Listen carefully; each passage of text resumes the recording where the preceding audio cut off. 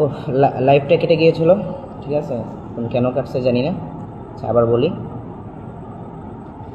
যে আমাদের যে ছোটোবেলার যে উল্টাপাল্টা অনেক কিছু হইতে পারে, অনেক দুষ্টমি, ঠিক আছে, তারপরে এগুলো নিয়ে আমাদেরকে হুমকি দেওয়া হয়েছে যে আমরা এইসব করছি, এগুলা জানিয়ে দেওয়া হবে, আমাদের চরিত্রের সমস্যা আছে।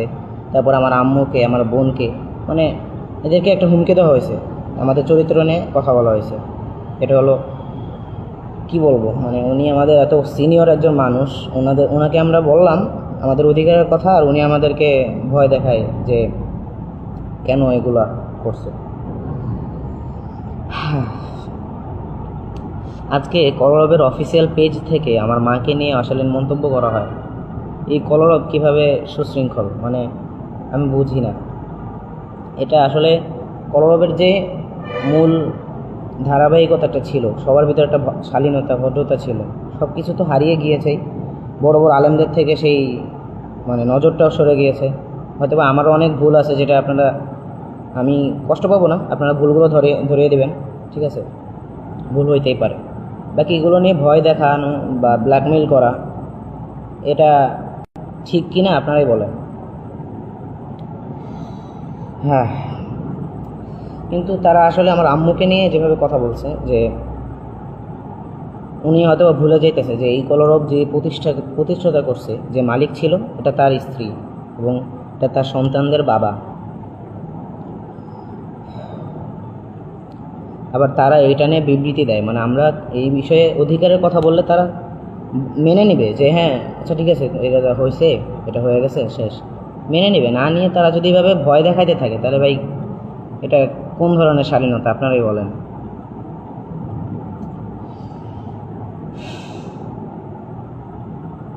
আর আপনারা জেনে রাখেন যে পত্রপত্রিকার যে বিষয়গুলো, যে পত্রিকার ভিতরে যেসব খবর এসেছে, সেগুলো কোনো কিছু ভুয়া নয়, সেগুলো আমাদের সকলের পরামর্শে, আমাদের ফ্যামিলিগতভাবে সেটা ছাপানো হয়েছে।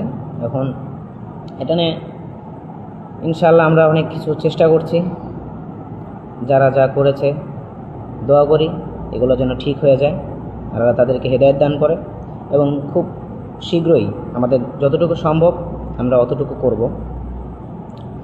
আর এই যে খবরগুলো, এটা হলো বড় একটা কথা যে অনেকে মনে করতেছে এটা স্ক্যাম, বা অন্যবার কলরবের বিরুদ্ধে যারা অনেক কথা বলে, অনেক কিছু বলে কলরবকে মানহানি করতে চায়, ওগুলো তো করবেই ভাই, কারণ কলরবের ভিতরে তো ওইরকম মন মানসিকতা মানুষ কয়জন আছে, যারাই আছে বড় বড়, সকলেরই কিছু কিছু ভুলের কারণে কলরবের দোষারোপ করতে হয়। দেখা গেছে কলরবের একজন শিল্পী একটা জায়গায় যে একটা উল্টাপাল্টা করে বসছে, তো তার জন্য পুরো কলরবকে দোষারোপ করা যায়, কলরবের চরিত্র খারাপ, কলরবের এই হয়েছে এই হয়েছে। আর একজন বলতেছেন হুমকি কে দিছে, হুমকি আমি বলতেছি যে হুমকি যাদের বিরুদ্ধে আমরা বলতেছি, রশিদ আহমদ ফেরদৌস, বদরুজ্জামান চাচু, ওনাদের কাছ থেকেই হুমকি আসছে, যে গালিবের বা রুহির, এদের ভিতরে যাদের বিষয়ে যা জানে, বা মাদ্রাসায় থাকতে যে অনেক কিছু আছে, হুজুররা তো কী করবে, কোনো উল্টাপাল্টা করলে গার্জিয়ানের কাছে বলে, আর ওই সময় গার্জিয়ান কে ছিল, বদরুজ্জামান, তো সেই হিসেবে সব কিছু তার কাছে বলা হয়েছে। এখন সে আমার ওই ছোটোবেলার ওই বিষয়গুলো নিয়ে আমাকে ব্ল্যাকমেইল করতেছে, সরাসরি আমাকে বলে নাই, অবশ্যই আমার ফ্যামিলির কাছে বলছে, তাদের কাছ থেকে আমি শুনছি। আর আমরা আমাদের মূলত অধিকারের জন্য নেমেছি, তো যারা আজাদ ভক্তরা আছেন, বাবাকে ভালোবাসেন, তাদের কাছে রিকোয়েস্ট করব তারা আমাদের সাথে থাকবেন।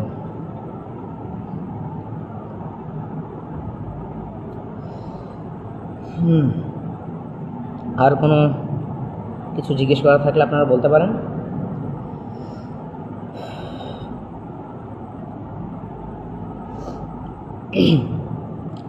আর একটা কষ্টের বিষয় হলো যে কলরবের যে অফিসটা, আপনারা দেখেন যারা কলরবে গিয়েছেন অনেক আগে, তারা দেখছেন যে কলরবের একটা অফিস ছিল, সেটা আমার আব্বু নিয়েছিল, কিন্তু ওই বিল্ডিংটা চেঞ্জ করার পরে অন্য একটা অফিস নেওয়া হয়েছে। সবচেয়ে কষ্টের বিষয় হলো আজ 20 বছর হয়ে গেছে কলরবের বয়স, মনে হয় 6 সাল থেকে না 4 সাল থেকে 20 বছর বয়স কলরবের, আজ পর্যন্ত কলরবের নিজস্ব একটা অফিস নেই। তো এটা যখন আমরা বলছি, এটা নিয়ে অনেকে কথা বলছে, তখন বদরুজ্জামান চাচু উনি বলছে যে কলরবের জন্য অফিস নেওয়া হইতেছে, একটা বিল্ডিংয়ে বায়না দেওয়া হয়েছে, 40 লাখ টাকা বায়না দিয়েছে, যে আগে থেকে টাকা দিয়ে রাখছে 40 লাখ টাকা, যে ওই ফ্ল্যাটটা কলরবের নামে হবে। কিন্তু পরবর্তীতে খোঁজ নিয়ে জানা গেছে যে এই কলরব বা কলরবের নামে কোনো ফ্ল্যাটই নেওয়া হইতেছে না, মানে যে ফ্ল্যাটটা নেওয়া হইতেছে ওটার কাগজপত্র সম্পূর্ণ নিজের নাম, অর্থাৎ বদরুজ্জামান উজ্জ্বল বা এই ওনার নিজের নাম দেওয়া এই ফ্ল্যাটটা নেওয়া হইতেছে। এখন চিন্তা হয়েছে এটি কলরবের মানে কলরবের ফ্ল্যাট, কলরবের অফিস হবে, সেটা তার নাম কেন থাকবে? সংগঠনের নামে হবে না, বা সংগঠনের যারা মালিক তাদের নামে হওয়া উচিত।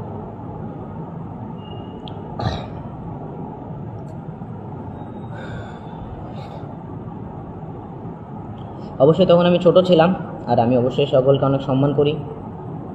ছোটোকাল থেকে তারা আমাকে অনেক আদর যত্নে বড় করছে, এটা আমি দেখছি আমার দিক থেকে, ঠিক আছে। যে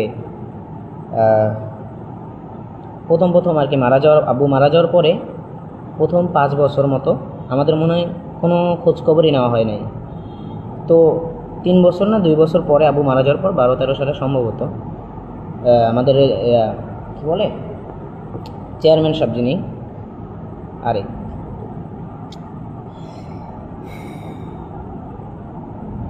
ইসলামী আন্দোলন বাংলাদেশের যিনি মেন, ওনার সাথে অনেক কথা হয়েছে এই বিষয়ে, কারণ আব্বু তো ওখানের একজন ছিলেন, ইসলামী আন্দোলনের একজন কর্মী ছিলেন।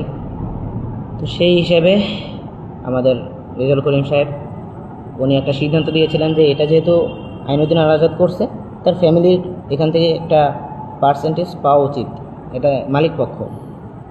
কিন্তু এটা তারা মানে ইগনোরও করে নাই, ঠিক আছে। তারা ঝিনাইদহ শহর